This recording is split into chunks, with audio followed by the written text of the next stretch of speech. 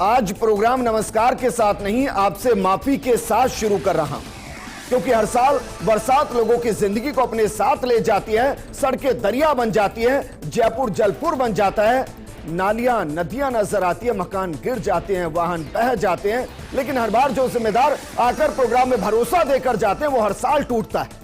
और अगर पीछे कुछ छूट जाता है तो वो है दर्द, जख्म, बर्बादी और पुरानी यादें जो टीज।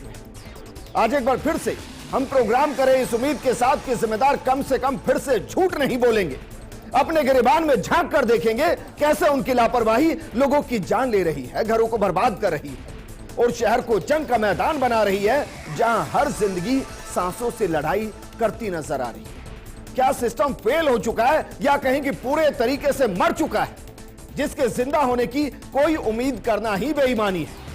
हम जहां रह रहे हैं इसको स्मार्ट सिटी कहते हैं, यह हेरिटेज सिटी है, यह प्रदेश की राजधानी है, लेकिन सब पानी पानी। क्या यह सैलाब का सितम हर बारिश में जयपुर की नियति बन गई है और लोगों की जान जाना उनकी किस्मत। आज बात इसी मुद्दे पर की जो ये सैलाब का सितम है, क्या इसका कोई अंत है या नहीं।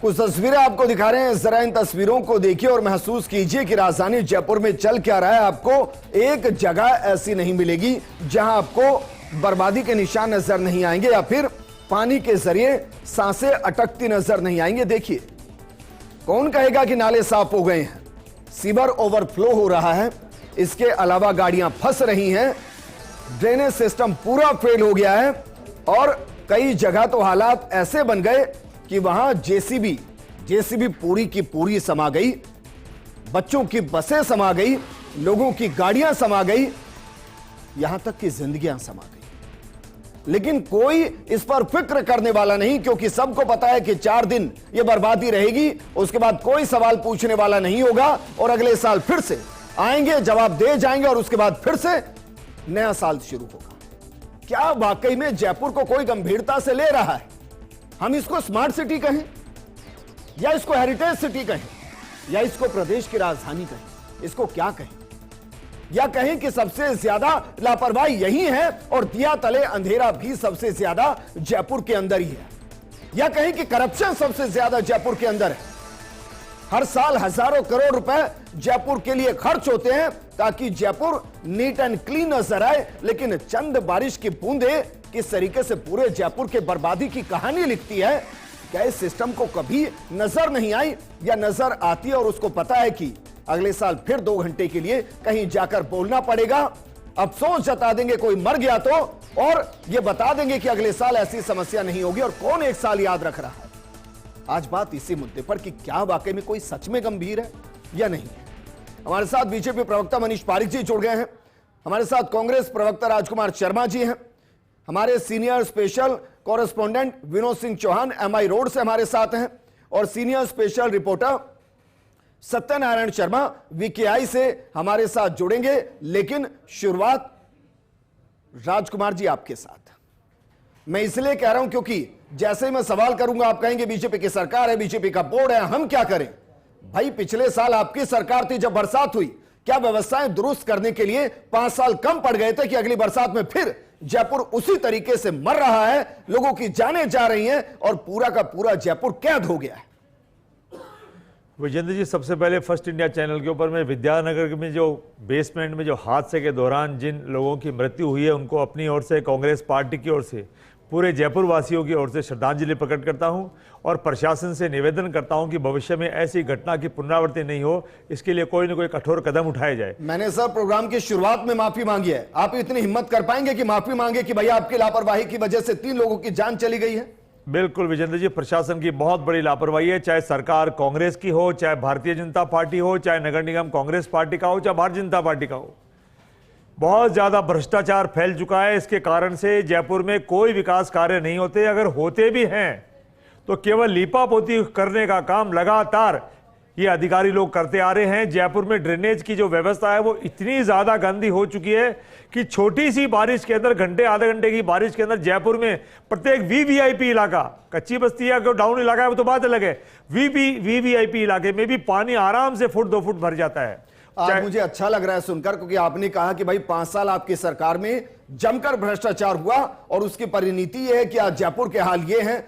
अच्छा होता सर आप उन 5 सालों में काम करते, उस भ्रष्टाचार को रोकते, जयपुर को एक नया सिस्टम देते, तो ये जाने नहीं जा रही होती, जयपुर इस तरीके से तरस नहीं रहा होता। मनीष पारिक जी हर साल डिबेट करते हैं सर, इसलिए मैंने शुरुआत में ही अपने दर्शकों से माफी मांगी कि अफसोस ये मत सोचिएगा कि इस प्रोग्राम के बाद बड़ा परिवर्तन कुछ आएगा, हर साल ऐसे ही वादे करके जाते हैं। क्यों चेंज नहीं होता है सर? क्या पैसों की कमी है, मंशा की कमी है, या उन पैसों के ऊपर कितना करप्शन करना है, उसमें हर साल इतनी बढ़ोतरी हो जाती है कि व्यवस्थाएं होती ही नहीं? नहीं विजेंद्र, बेसमेंट तो अलग बात है, वो जमीन के नीचे खुदाई करी है मकान मालिक ने, उसकी जिम्मेदारी है कि वो उसको ठीक रखे। ऐसे हालात होने नहीं चाहिए कि पानी भर जाए उसमें जाके, तो क्योंकि ज़मीन पे मकान बनाना एक हक होता है, लेकिन जो बेसमेंट पे मकान है, बेसमेंट बनाना वो इसकी सुविधा है, तो निश्चित तौर पर उसमें आवागमन है। उसकी जयपुर में गाड़ियां तैर रही थी सर, नाव बन चुकी थी गाड़ियां पूरी। ये जो 3 मौतें हुई है वो बेसमेंट में हुई है, और जो मकान मालिक है उसने मकान बनाया है, बिल्डिंग बाइलास को फॉलो कराना जिम्मेवारी है। जयपुर उठे होंगे आप, हिम्मत कर पाए कि चलिए मैं किसी एक इलाके के अंदर घूम के आ जाऊं? हुई हिम्मत? गाड़ी निकालने की हिम्मत हुई घर में से सर? नहीं, उसको वो तो सड़क बनेगी, तालाब थोड़ी बनेगा, सड़क पे पानी भरेगा ही, वो तो जाएगा ही, ड्रेनेज सिस्टम होगा। अगर अपन तो तालाब ही बना लेंगे, फिर आप ऐसे करो सड़कों की जगह तालाब बना लो, पानी पानी रहेगा, कितना भी आएगा चला जाएगा। ये नहीं है, ये इसका मतलब ये है कि ये आवागमन का होता है, चला जाता है, ड्रेनेज सिस्टम ठीक रहना चाहिए, ये बड़ी बात। देखिए पूरी की और मैंने आपको कहा कहीं पे रुका, बच्चों की बस समा गई, यही तो गाड़ियां समा गई, यही तो रुकावट है, और ये स्मार्ट सिटी है सर। अरे रुकावट की महानता ये होती है कि वो एक बोरी का कट्टा होता है, पूरे नाले को रोक देता है। अब वो आप ये थोड़ी है कि पूरी सड़क पे कट्टा बिछेगा रोकने के लिए, वो तो आपदा प्रबंधन अलग बात है। मैं जो आपको तकनीकी बात बता रहा हूँ, ना तो माफी मांगने की जरूरत आपको है, मैं आपको कह रहा हूँ जो काम नहीं होने दे रहा और वो कट्टा लगाकर बैठा है कि इससे आगे मैं काम होने ही नहीं दूंगा, वो किसके पास है कट्टा सर?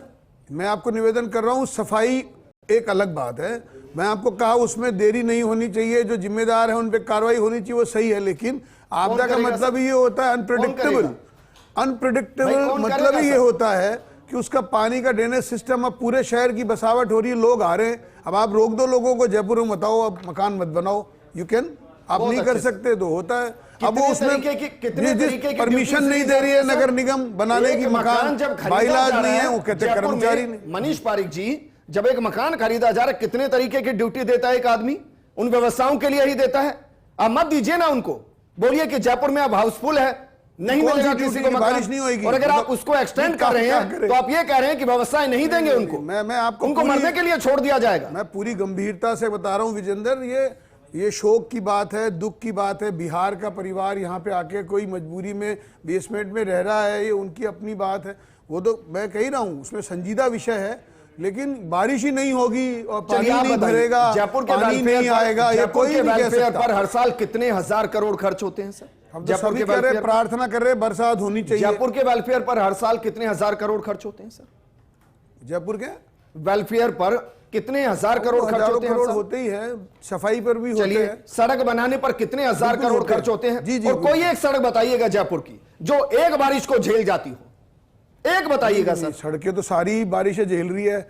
नहीं, आप समझिए बात को, मैं ये निवेदन करना चाहता हूं। 200 मीटर कह रहा हूं मैं सर, जयपुर में 200 मीटर एक सड़क पर नहीं चल पाएंगे बिना गड्ढे के, 200 मीटर नहीं चल पाएंगे। नहीं, ऐसे ये तो हजारों किलोमीटर सड़कें बनी हुई है, अगर सब जगह खड्डे ही होंगे तो कैसे चलेगा, वो नहीं चलकर देखिए सर। मैं निवेदन दूसरा कर रहा हूं, नजर आएंगी आपकी सेंसिटिविटी को मैं सलाम हमारे करता हूं, साथ आप सही कह रहे हो। विनोद जी, मैं हर साल प्रोग्राम करता हूं सर, हर साल इसी तरीके से जयपुर दरिया बनता है, और मैं प्रोग्राम में माफी मांग रहा हूं कि भाई नेता नहीं सीरियस जयपुर को लेकर, या ब्यूरोक्रेट सीरियस नहीं, क्योंकि अगर कोई सीरियस हो ना सर, तो स्मार्ट सिटी, हेरिटेज सिटी ऐसे दम तोड़ती नजर नहीं आए।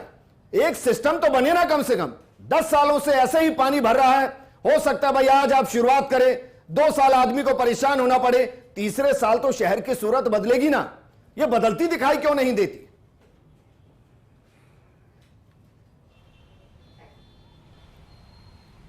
जी बिल्कुल, देखिए सुबह हमने जीरो ग्राउंड से पूरे जयपुर की तस्वीर दिखाई थी।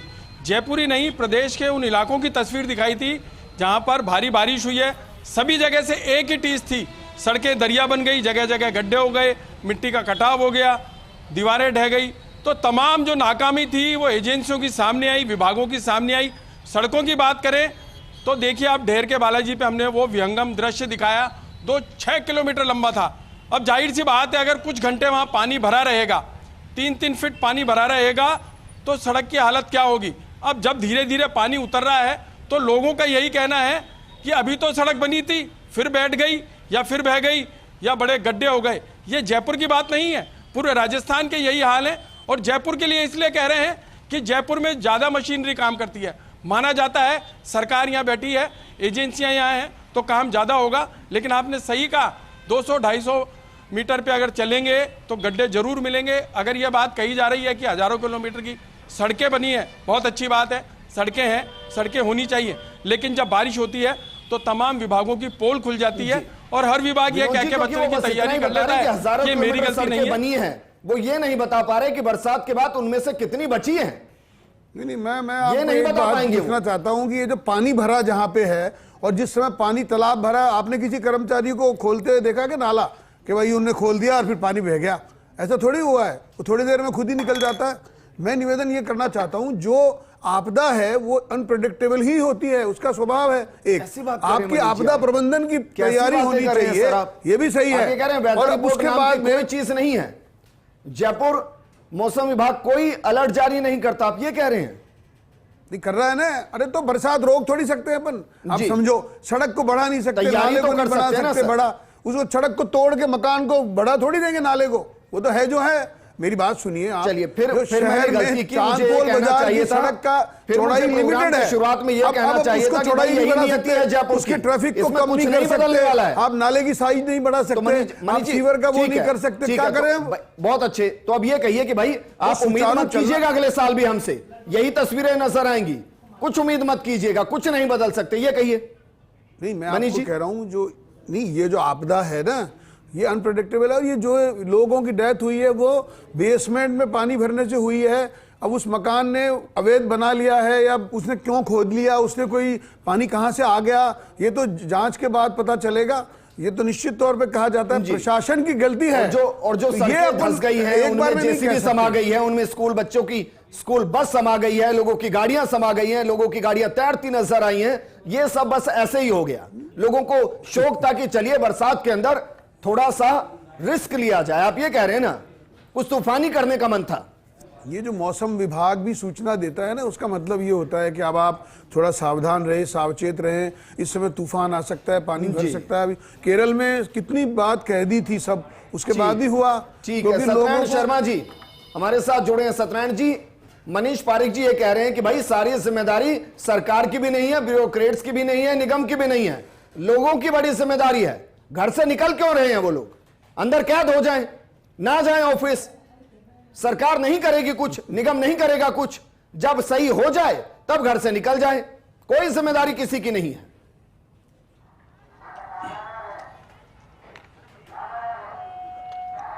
देखिए, चाहे नेता कुछ भी कहे, लेकिन मैं दुखी होकर कहना चाहूँगा कि आज सुबह 8 बजे से मैं जहाँ पर खड़ा हूँ उस इलाके के आज चूल्हे भी नहीं जले, यानी कि सैकड़ों लोगों के पेट में अन्न का दाना भी नहीं गया। क्योंकि घटना हुई है इनके इलाके के अंदर, मेरे पीछे जो मकान है उसके अंदर 3 व्यक्तियों ने अपनी जान दी है।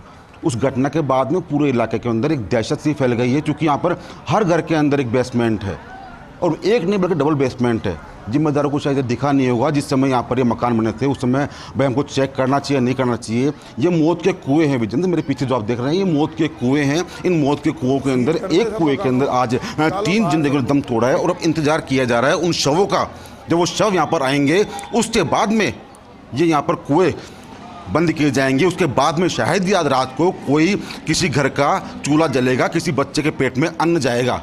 हालांकि पुलिस अधिकारियों ने साफ कहा कि अब हम इन सभी जो तहखाने हैं, बेसमेंट हैं, इनको सील करने की प्रक्रिया शुरू करेंगे। लेकिन पहले कहाँ गए थे? दिल्ली की जो घटना हुई थी उसके बाद में भी सीख नहीं ली गई। अगर दिल्ली घटना के बाद में सीख लेते विजेंद्र, तो आज ये 3 जिंदगियां दम नहीं तोड़ती। जयपुर शहर के अंदर विश्वकर्मा थाना इलाका, जहां पर हर बरसात के अंदर ऐसी घटना सामने आती है, हर बार कोई ना कोई जिंदगियां दम तोड़ती है। आज सुबह भी 3 जिंदगियों ने दम तोड़ा। इसका कौन जिम्मेदार है? शायद ये सोचना होगा नेताओं को, ब्यूरोक्रेसी को।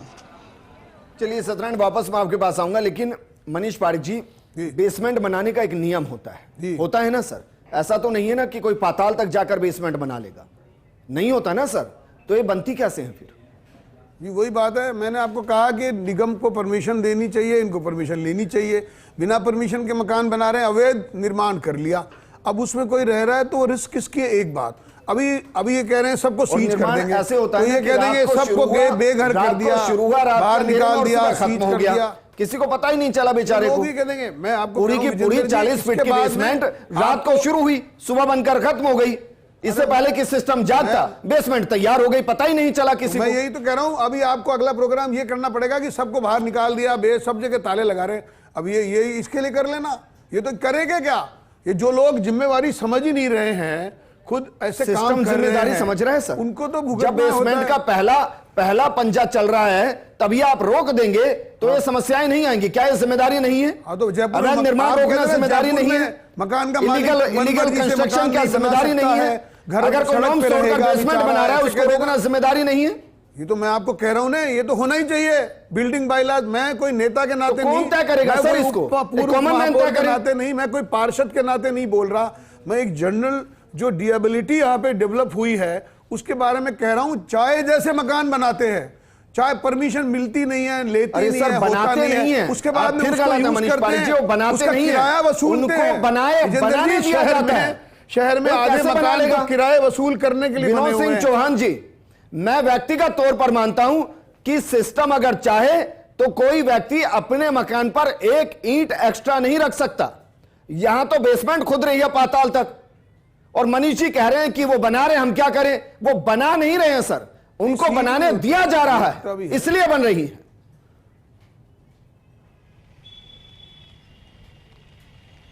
जी बिल्कुल, देखिए सिस्टम की नाकामी सामने आई है तो अब कई तरह की बातें भी सामने आ रही हैं। हर विभाग अपनी बात टाल रहा है, और आपने बिल्कुल सही कहा है कि सिस्टम की कमजोरी का ही लाभ लोग उठा रहे हैं। अगर सिस्टम मजबूत होगा तो मजबूती से काम होगा। देखिए, पहले बेसमेंट बनाया जाता है, फिर संबंधित विभाग का अधिकारी वहां पहुंचता है, बातचीत होती है, लेन देन का सिलसिला चलता है, बेसमेंट बनने के बाद वो चला जाता है। जब एक कॉलोनी में एक बेसमेंट बन गया तो उसकी आड़ में 10 और बन जाते हैं। यही खामी उजागर होती है विभाग की, यही विभाग की लाचारी दिखती है कि कुछ लोगों के कारण सारा खामियाजा पूरी कॉलोनी की जनता को भुगतना पड़ता है। और जिस तरह की घटना आज हुई, 3 जिंदगियां मौत के मुंह में समा गई, उसका जिम्मेदार विभाग ही है। सरकारी विभागों की गलती है कि वो ऐसे कामों को बढ़ावा देते हैं। और आज यही कहा जा रहा है कि अब देखिए, जिस तरीके से मनीष जी ने कहा कि पानी भरेगा और निकल जाएगा, तो क्या जयपुर की जनता को मान लेना चाहिए हर बार कि ठीक है 4 घंटे तक घर में रहते हैं, पानी तो भरता रहेगा, कई जिंदगियां डूबती रहेंगी? ये बिल्कुल सरासर गलत है। अगर सिस्टम मजबूत होगा तो व्यवस्थाएं भी सही दिखाई देंगी। विनोद जी, एक विज्ञापन दे देना चाहिए कि भाई व्यक्ति अपनी जिंदगी की जिम्मेदारी खुद तय करे। अगर वो बाहर निकल रहा है तो सरकार और सिस्टम उसके लिए जिम्मेदार नहीं है, उसको इसके लिए दोषी ना ठहराया जाए। बेशक वो बेहताशा और अलग अलग तरीके से टैक्स वसूल रही हो सुविधाओं के नाम पर, लेकिन उसको जिम्मेदार ना ठहराया जाए। राजकुमार शर्मा जी, भाई एक रिपोर्ट तैयार हुई थी, मुझे बहुत अच्छे से याद है, 4 दीवारी को लेकर, जयपुर को लेकर के ड्रेनेज सिस्टम को कैसे दुरुस्त किया जाए, कैसे इसको सही किया जाए। सर 10 साल से ऊपर हो चुके हैं, उसको एग्जीक्यूट क्यों नहीं किया गया? मैंने कहा ना विजेंद्र जी, जिनकी सरकार है उन्होंने तो पल्ला झाड़ ही लिया। कैसे कैसे बयान दिए आपके चैनल के ऊपर। जयपुर अगर सुन रहा होगा तो हंस रहा होगा कि हमारे जनप्रतिनिधि, हमारी सरकार जिनके ऊपर हम लोग टिके हुए हैं, वो कैसे कैसे बयान दे रहे हैं। ये बहुत दुर्भाग्यपूर्ण बयान है। मैं कह रहा हूं, सरकार चाहे कांग्रेस की हो, चाहे बीजेपी की हो, नगर निगम किसी का भी हो, ये जितने भी विभागों के कर्मचारी हैं उन पे लगाम लगाना जरूरी है। चाहे पानी हो, बिजली हो, सड़क हो, सीवरेज हो, नगर निगम हो, जेडी हो, चाहे पुलिस हो, इन पे लगाम कौन लगाएगा? सरकार लगाएगी। अगर हमारी सरकार है तो हम लगाएंगे, अगर आपकी सरकार है तो आप लगाइए। मैं कह रहा हूं, जयपुर के लोगों के साथ या राजस्थान के लोगों के साथ या हिंदुस्तान के लोगों के साथ कौन जिम्मेदारी लेगा? या एसी बोर्ड लगा ने दे, पकड़ लिया अपनी जान की भ्रष्टाचारियों सुरक्षा को, और स्वयं मुख्यमंत्री करे। जी ने अभियोजन की स्वीकृति नहीं दी अशोक गहलोत जी ने। राजकुमार शर्मा जी, 3000 लगता है विपक्ष एक भी में अफसर बैठकर के खिलाफ कार्रवाई की हो तो राजकुमार बताओ। शर्मा जी, बिल्कुल खाली सही टीवी कह रहे हैं पे मनीष चिल्लाने पारिक से जी। कुछ नहीं होता। 3000 से ज्यादा मैं अधिकारी ईमानदार ऐसे थे आदमी हूं, चोरी जिनके छाती का अभियोजन की सीना स्वीकृति करके कह रहा मांगी हूं। गई। लेकिन आपकी आपने सरकार ने जो कितनी काम दी? करा है वो चोरी की चोरी, जी, सीना चोरी और ठीक कर रहे है। हैं। राजकुमार जी, क्यों कह नहीं रहा दी हूं- फिर उन अधिकारियों के खिलाफ अभियोजन की मैं कह रहा हूं स्वीकृति? अगर कांग्रेस अरे सर, सरकार अगर के शब्द दौरान हटाइए, हटाइए शब्द को। मैं कह रहा हूं कांग्रेस सरकार के कौन से दौरान कोई मकान कमी में रह गई किसका है अफसर था? तो 7 कार्रवाई महीने से आपकी करो। सरकार करो है, उस पे। करिए ना किसने एक्शन, परमिशन दी? एक्शन लीजिए। हम तो कह रहे हैं रिटायर हो गए कमिश्नर, कोई भी अपराधी घर चले बचना गए, नहीं बंगले बना चाहिए, लिए, चाहे वो और कर्मचारी हो आप चाहे नेता हो, टिकट ले पकड़ो तो चुनाव सही। लड़ रहे हैं। लीपा पोती उसके करने बाद का भी वो लगातार घूम रहे हो। लीपा और पोती हमको मत यहाँ पे करिए, जनता को बुरा लीपा बना रहे पोती हैं मत कि करिए। हम कार्रवाई कभी करेंगे। 2 नगर निगम, कभी 1 नगर निगम, इस अधिकारी को वहां लगा दिया, उस अधिकारी को वहां लगा दिया। राजकुमार शर्मा ऐसे जी, नहीं दिक्कत सुधरेगा क्या है सिस्टम। सर, जब विपक्ष में आ किसने जाता है ना करे? नेता, कठोर एक्शन लेने होंगे। विपक्ष में दो जब निगम राजकुमार किसने जी करे? नेता आता है ना तो उसके बयान बेबाक हो ही जाते हैं, क्योंकि जिम्मेदारी नहीं होती ना। 5 साल जब आपकी जिम्मेदारी थी और यहीं खड़ा होकर मैं प्रोग्राम करके बता रहा था कि जयपुर के ये हाल है, तब आप डिफेंड कर रहे थे और मनीष पारिक जी अग्रेसिव थे। आज स्थिति पूरी बदल गई है।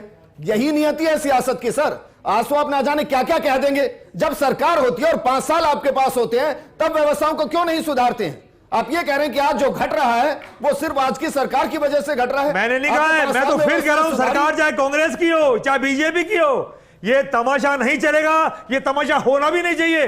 और ये हो क्यों रहा है? और अगर कांग्रेस पार्टी ने कोई गलत काम किया है तो 7 महीने से आपकी सरकार है, आपके कई इंजन वाली सरकार है, कठोर एक्शन लीजिए, डालो सलाखों के पीछे।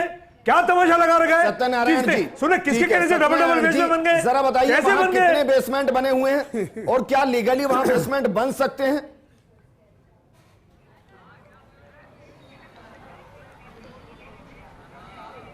जी नहीं, बिल्कुल लीगली यहाँ बेसमेंट बन नहीं सकते, लेकिन इसके बावजूद भी करीबन 160 घरों के अंदर बेसमेंट यहाँ पर बने हुए हैं। सुबह जब पूरा ये देखा गया तो सामने आया कि 160 घर ऐसे हैं जहाँ पर बेसमेंट नहीं बल्कि डबल बेसमेंट बने हुए हैं। अगर जयपुर शहर में किसी को अपना घर बनाना हो तो बिना पैसे दिए अपना घर नहीं बना सकता। कहीं सेटबैक की दिक्कत, कहीं 40 फीट रोड की दिक्कत, जेडीए वाले या नगर निगम वाले आएंगे, पैसा लेंगे तो आपका मकान बनेगा। लेकिन जब ये तहखाने बन रहे थे, मौत के कुएं बन रहे थे, तब शायद कोई जिम्मेदार यहाँ पर नहीं था। विजेंद्र, 160 मकानों के अंदर डबल बेसमेंट होने यानी कि 160 मौत के कुएं, वो मौत के कुएं अगर दोबारा बारिश आती है, वैसी बारिश जो आज हुई है, तो पता नहीं कितनी जिंदगियाँ यहाँ पर मौत की नींद सो जाएगी। ऐसे में लोगों का आक्रोश भी है, लोगों का दुख भी है लोगों को कि आज ये घटना हुई है। लेकिन हर साल हम प्रोग्राम करते हैं, हर साल ये बताते हैं कि इस प्रकार की घटना हुई है। आरोप प्रत्यारोप के दौर होते हैं, लेकिन उसके बावजूद होता कुछ भी नहीं है। लगातार सिस्टम ऐसे जो नींद है वो सोता रहता है और लोगों की जिंदगी से खेलता रहता है। जागना पड़ेगा जिम्मेदारों को, जिससे कि ऐसी घटनाओं की पुनरावृत्ति को रोका जा सके। विजेंद्र, बिल्कुल मनीष पारिक जी, क्योंकि आप निगम में एक लंबे वक्त से रहे हैं, मेरा सवाल है कि भाई एक बाकायदा एक रिपोर्ट तैयार की गई थी कि कैसे ड्रेनेज को जयपुर के को दुरुस्त किया जाए, क्या उसके बारे में कोई सोचता है? और दूसरा सवाल ये कि हर साल बैठ के होती है, हर साल ये कहा जाता है कि भाई इस व्यवस्था का समाधान निकालिए, उसके बाद जो रिपोर्ट तैयार होती है वो कहाँ चली जाती है? कहीं इस पानी में ही तो नहीं बह जाती? ये बात तो सही है विजेंद्र, आपकी ये लापरवाही तो प्रशासन की रहती है कि एक बार बारिश चली गई तो बारिश के बारे में सोच भी चला जाता है। वो जब फिर समस्या सामने खड़ी होती है तो फिर उपाय करने लग जाते हैं। ये बात सही है।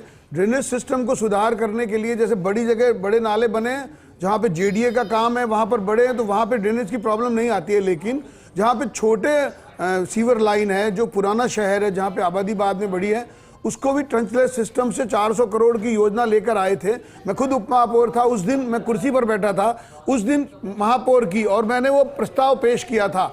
माननीय गहलोत जी के पास ये सरकार चली गई, उसके बाद इन्होंने फिर सरकार आ गई, लेकिन उसको उन्होंने नहीं माना। अगर वो 400 करोड़ का सिस्टम आ जाता तो कुछ ड्रेनेज सिस्टम नीचे सुधर सकता था, लेकिन चूंकि सरकार बदलने के कारण सिस्टम में द्रव्यवती नदी का कितना बड़ा रोल है? इच्छा शक्ति का सवाल है। मनीष पारिक जी, द्रव्यवती नदी का कितना बड़ा रोल है जयपुर के ड्रेनेज सिस्टम में? जी मैं आपको कह रहा हूँ, वो तो पानी निकल रहा है उधर से, अमानिशा के पूछ रहा नाले का हूं, पानी क्योंकि है, 5 साल उसको उसका कुछ जमीन में हुआ डाल नहीं। नहीं सकते आप। तो मुझे लगता है एक दूरदर्शी योजना है कि उस तरफ का पानी अमानिशा के नाले का इधर से आता है द्रव्यवती नदी का, और इसको इधर आगे भेज देते हैं, विधानी के आगे तक चला जाता है। मतलब कुछ तो पासिंग वे है उससे। This is the passing way of the water, ये तो हेल्प ही करेगा। ठीक, राजकुमार जी अब जरा ये बताइए, द्रव्यवती नदी से क्या दुश्मनी थी सिर्फ इसको छोड़कर कि वो बीजेपी की सरकार योजना लेकर आई थी?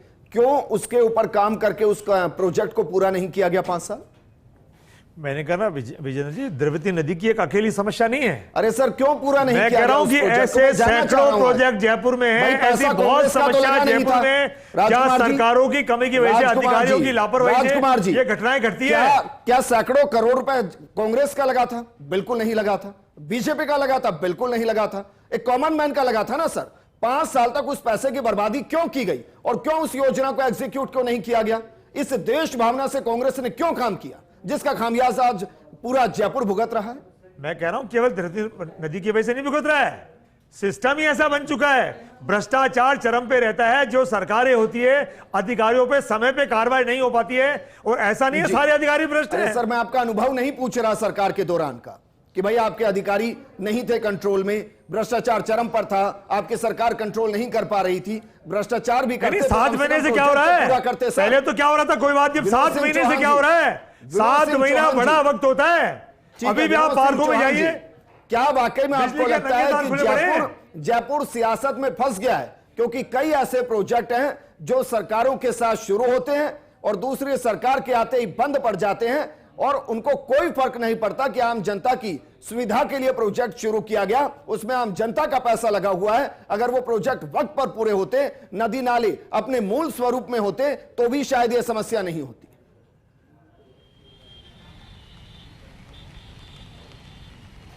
जी बिल्कुल, देखिए हर सरकार आज जगाती है जनता के लिए कि हम नए प्रोजेक्ट लेकर आएंगे, हम ये काम करेंगे और हम जयपुर की तस्वीर बदल देंगे। बहरहाल बहुत सारे काम होते हैं, लेकिन जो काम अटक जाते हैं उनका इंतजार अगले 5 साल के लिए बना रहता है, चाहे वो बीजेपी की सरकार रही हो या कांग्रेस की सरकार रही हो। केवल पिसती जनता है, आश्वासन जनता के हाथ लगते हैं, लेकिन आश्वासन कब पूरे होंगे ये कोई नहीं कहता। आपने बिल्कुल सही कहा है कि बहुत सारे ऐसे प्रोजेक्ट हैं जो पिछली सरकार के थे या उससे पूर्ववर्ती भाजपा सरकार के प्रोजेक्ट अब तक लंबित हैं। द्रव्यवती नदी वही मामला है जिसको लेकर के देखिए अब मुख्यमंत्री ने बजट स्वीकृत करा है। बड़ी बात यह है, देखिए जिस तरीके से आपात की स्थिति है उसको लेके भजन लाल शर्मा खुद वीसी ले रहे हैं, लेकिन जिम्मेदार विभाग जो विभाग हैं वो सोए हुए हैं। सुबह से जो स्थिति देखी जा रही है, और अब आपको बड़ी बात ये बता दूं कि मौसम विभाग की चेतावनी फिर से मिली है कि अगले 48 घंटे के दौरान ऐसा ही सिलसिला फिर से आ सकता है, यानी मूसलाधार बारिश का दौर एक बार फिर जयपुर देख सकता है। तो अब तो समझ जाना चाहिए कि अगले 48 घंटे का जो अल्टीमेटम मिला है मौसम विभाग की तरफ से कि मानसून फिर से बिगड़ेगा, अब तो हालातों पे काबू पाया जा सकता है।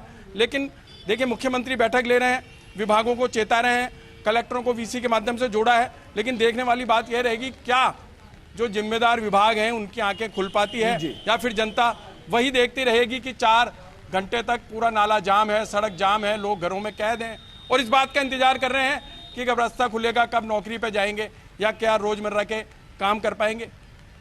ठीक है मनीष पारिक जी, भाई ये तो चिन्हित किया गया होगा ना कि अगर बारिश आती है तो बारिश आने के दौरान कौन से इलाके ऐसे हैं जहां जिंदगी खतरे में पड़ सकती है या जहां सबसे ज्यादा नुकसान हो सकता है, या ये भी चिन्हित नहीं किया गया? नहीं, निश्चित तौर पर है। वो तो मैंने आपको कहा, कलेक्टर के अंडर में एक आपदा प्रबंधन विभाग काम करता है, आपदा राहत के सारे काम करते हैं। अभी मिट्टी के कट्टे खरीदे हैं, जेसीबी मशीन है, वाटर पंप है, वहाँ खड़े हैं, वो पड़े हुए कलेक्ट्री के पीछे वहाँ पे जयपुर नगर निगम का जो अग्निशमन का है वो रखे हैं, मेरा मतलब पड़े हुए हैं, रखे हैं, वो यूज नहीं आ रहे हैं उनको, जब वहाँ जरूरत पड़ती है तो भेजते हैं। मेरा निवेदन ये है विजेंद्र, मैं ये सवाल इसलिए किया कि भाई अगर मानो कहीं पर इस तरीके की स्थिति बनती है तो जयपुर में कहीं एक ऐसी व्यवस्था की गई है जहां लोगों को रेस्क्यू करके 2 दिन 10 दिन या फिर मानसून के दौरान रखा जा सके, कोई ऐसी व्यवस्था है क्या?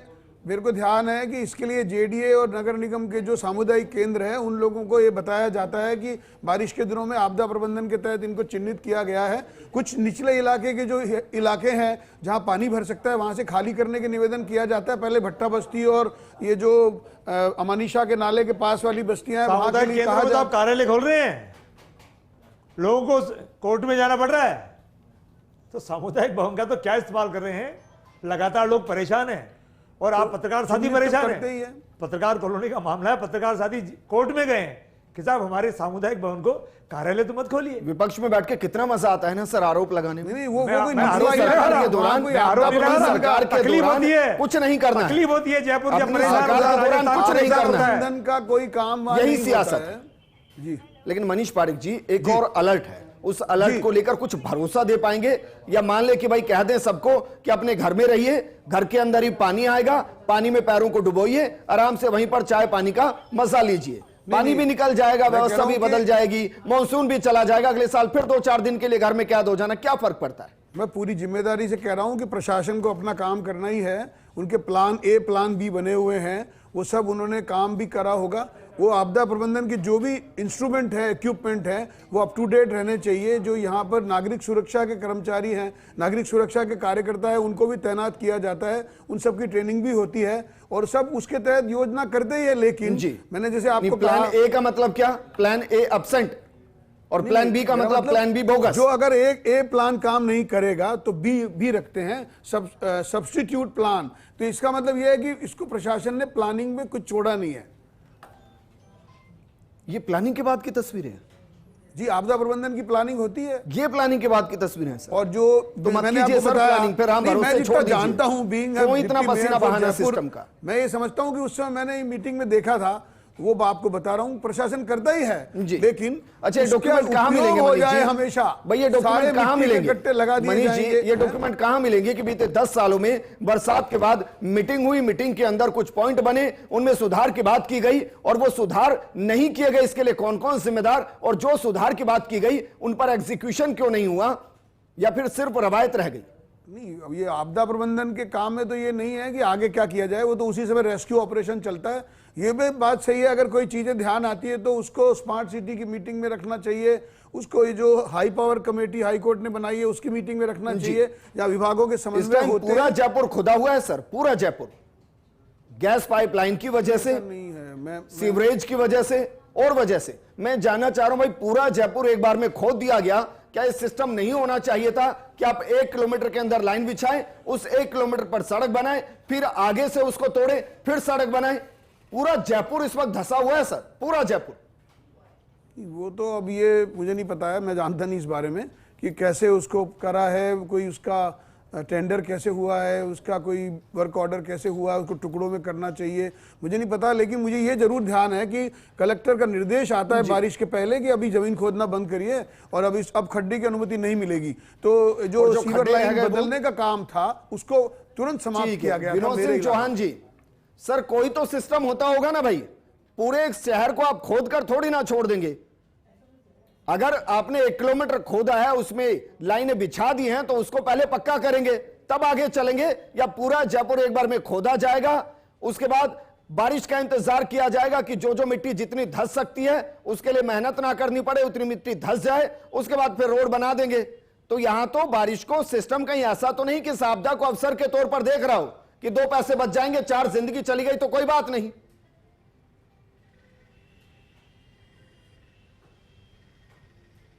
जी बिल्कुल, देखिए कि जब भी कोई जैसे आपदा का काम तो आपने देखा आज फैल हो गया, लेकिन मानसून से 1 महीने पहले अगर आपको रोड कट करना है तो कलेक्टर की इजाज़त होगी, संबंधित थाने में लिख कर देना पड़ेगा विभाग को कि हम ये काम कर रहे हैं, इसको बंद कराएंगे, और फिर लिख कर देना पड़ेगा कि ये बंद हो गया। लेकिन ऐसी प्रक्रिया मैंने देखी नहीं है जयपुर में कि कोई विभाग, संबंधित विभाग ये लिख के देता हो कि मैंने रोड कट किया है, तमाम चीज़ें संबंधित थाने में दी है या कलेक्ट्रेट में पहुँचाई है।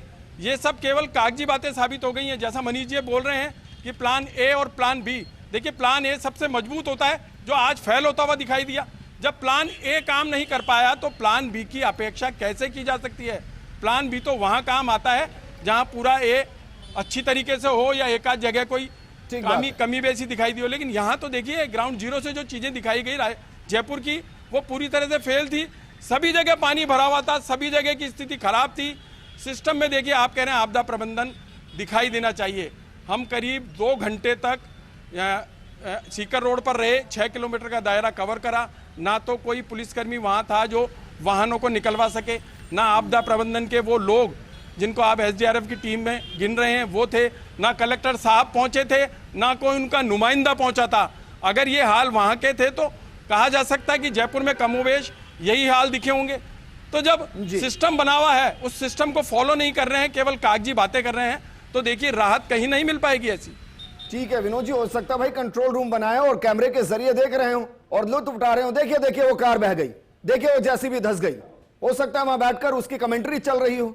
अब इस पर तो कैसे ही कमेंट किया जाए।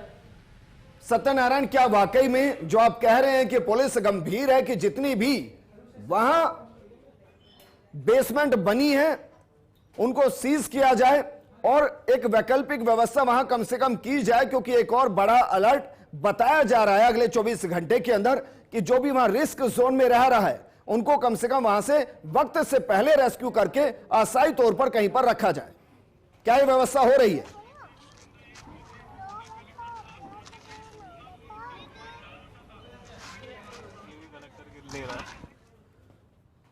चलिए, शायद उन तक हमारी बात नहीं पहुंच पा रही है, बिल्कुल वैसे ही जैसे कि हर साल प्रोग्राम होता है और सिस्टम तक नहीं पहुंच पाता है, या सिस्टम समस्या तक नहीं पहुंच पाता है, या समस्या के समाधान को नहीं चाहता है, या उसको लगता है कि क्यों बेकार में पैसा खर्च करना, अगले साल फिर 24 घंटे की ही तो बात है, 2-4 जिंदगियों की ही तो बात है, 1500 गाड़ियों की ही तो बात है, लोगों के वक्त की बर्बादी की ही तो बात है, साल में एक बार चलता है।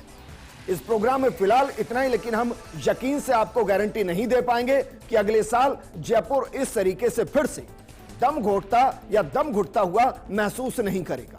हम बिल्कुल आपको गारंटी नहीं दे पाएंगे कि अगले साल इस तरीके की तस्वीरें आपको हम नहीं दिखाएंगे, क्योंकि 10 सालों से यही चल रहा है, ऐसी बयानबाजी होती है, ऐसे ही वादे किए जाते हैं, लेकिन बरसात जाने के साथ जैसा कि मनीष पारिक जी ने कहा, शायद सब भूल जाते हैं और अगली बारिश में 2-4 लोगों की जिंदगी जाने के बाद उनको याद आता है कि शायद पिछली बार जो हमने सोचा था अगर वो कर लिया होता तो जिंदगियां बच गई होती। लेकिन ये जो सैलाब का सितम है ये लगातार जारी है, आपको ध्यान रखने की जरूरत है। अगर जरूरी ना हो तो बाहर मत निकलिएगा, एक और अलर्ट जारी किया गया है। इस प्रोग्राम में फिलहाल इतना ही। नमस्कार।